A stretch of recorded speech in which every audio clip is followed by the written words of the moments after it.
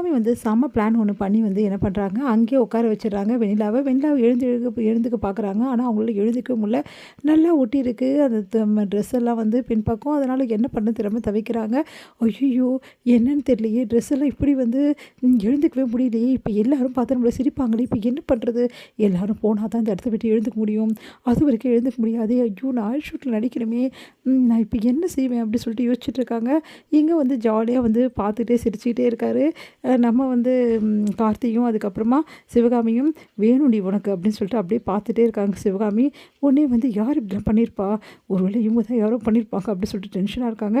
கார்த்திக் வந்து பார்த்துட்டு வந்து அப்பாடா இப்படியே உட்காந்துருக்கட்டும் இவன், இதுக்கப்புறம் நம்ம வேலையை பார்ப்போன்னொன்னே உங்களை உங்களை தான் கூப்பிட்றாங்க, போய் ஒன்றை தான் கூப்பிட்றாங்க பாரு அப்படின்னோடனே நம்ம இங்கே வந்து டைரக்டர் வந்து கூப்பிட்றாரு, வாமா இங்கே வாங்க சீக்கிரம் வாங்க, டைம் ஆகிடுச்சுமா, இதுக்கப்புறம் வந்து நடிக்க ஆரம்பிச்சிடணும், லேட் ஆகிடுச்சு அப்படின்னு சொல்லிட்டோன்னே இல்லைங்க என்னால் வர முடியாது அப்படின்றாங்க. என்னது வர முடியாதா, என்ன சொல்கிறீங்க நீங்கள் அப்படின்னு சொல்லிட்டு டேரக்டர் வராரு.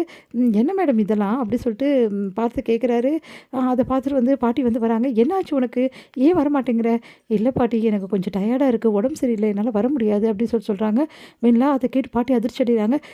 வெண்ணிலா சொன்னா கேளு, எழுந்து வா, சொன்னால் புரிஞ்சுக்கோ அப்படின்னு. இல்லை பாட்டி என்னால் வர முடியாது, சொன்னால் புரிஞ்சுக்க, எனக்கு உடம்பு சரியில்லை, ஒரு மாதிரி டயர்டாக தலை சுற்றுற மாதிரி இருக்கு, நான் எப்படியே உட்காந்துடுறேன் அப்படின்னோடனே அப்போது ஹேர் ஷூட் எப்படி நடக்கும் அப்படின்னு சொல்லிட்டு எல்லாரும் கேள்வி எழுப்புறாங்க. நீ இந்த டைமில் கரெக்டாக கார்த்தி வந்து ஹேர் ஷூட் கண்டிப்பாக நடக்கும், யாரும் எங்கேயும் போகாதீங்க அப்படின்னு சொல்லிட்டு அந்த ஷெட்டில் இருக்கவங்களுக்குலாம் சொல்கிறாரு. அதை கேட்டு வந்து பாட்டி அதிர்ச்சி அடைகிறாங்க. ஆமாம் பாட்டி, இப்போ என்ன வெண்ணா நடிக்கலன்னா நம்ம கண்மணி அண்ணி இருக்காங்க, அவங்க நடிச்சிடுவாங்க அப்படின்னு சந்தோஷம் தாங்க முடியல நம்ம அன்புக்கு. அன்பு அப்படியே பார்த்துட்டே இருக்காரு. டே சூப்பர்டா அப்படி சொல்லிட்டு உடனே வந்து கண்மணி வந்து நான்லாம் நடிக்க மாட்டேன், எனக்குலாம் இதெல்லாம் வராது, எனக்கு என்ன நீ இப்படி சொல்லிட்டீங்க, ஆல்ரெடி அண்ணன் கூட நீங்கள் ஹேர் ஷூட்டில் நடிச்சிங்களே ஞாபகம் இல்லையா உங்களுக்கு? இங்கே பாருங்கள், இந்த ஹேர் ஷூட்டில் நீங்கள் பண்ணிங்கன்னா சூப்பராக இருக்கும்.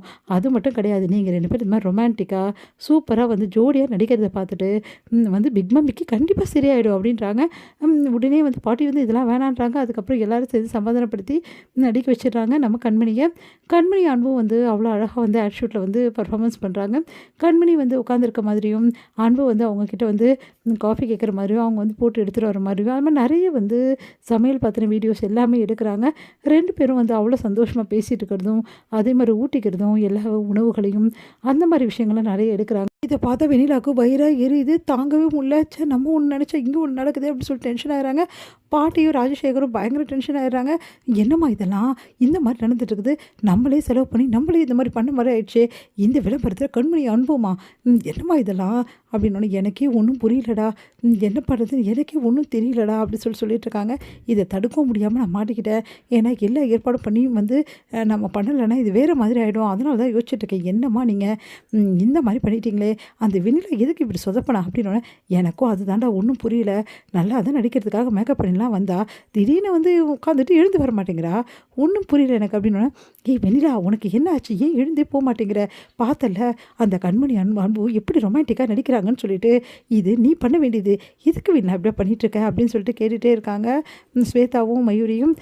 இங்கே பாருங்கள், நான் அப்புறம் சொல்கிறேன் இந்த விஷயத்த, நீங்கள் அமைதியாக இருங்க, இப்போ என்னால் போக முடியாது புரியுதா அப்படின்னோடனே ஏன் போக முடியாதுன்னு எங்களுக்கு தெரியாதா நான் அப்படி சொல்லிட்டு சிரிக்கிறாரு கார்த்தி பாட்டு பவி வந்து என்னாச்சு எதுக்கு அவள் போக மாட்டேங்கிறானோ, வேறு எதுக்கு இதுதான் அப்படி சொல்லிட்டு காட்டுறாரு அந்த கம்மை.